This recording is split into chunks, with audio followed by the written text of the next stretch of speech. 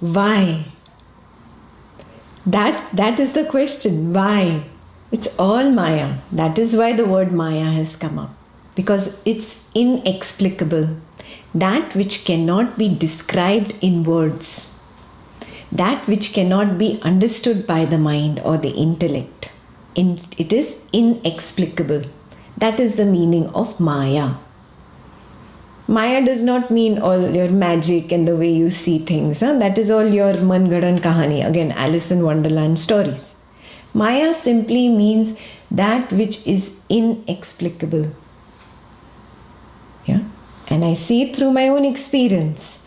I project a dream tiger, though I would never want to project a dream tiger. I still project it. Inexplicable. I do not have the answer for my own self, but I do it to myself. I torture myself willingly, willfully, voluntarily. I make myself go through that fear. I don't want to, but I do. Inexplicable. This is the meaning of Maya.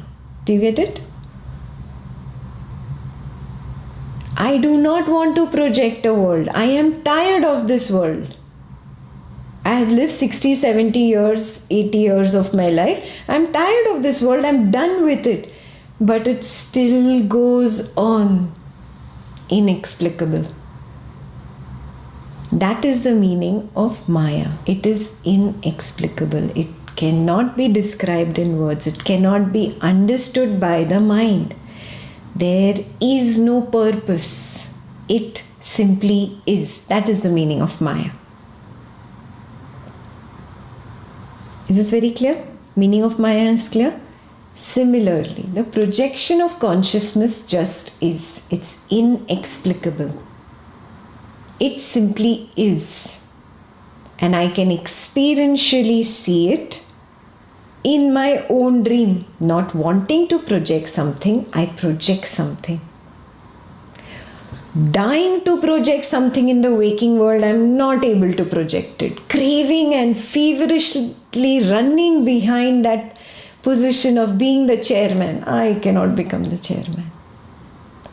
Inexplicable. Maya. Maya means that which is beyond. That which cannot be controlled, and I cannot even understand how it is controlled. From where is the control? Inexplicable. That which mind and intellect cannot comprehend.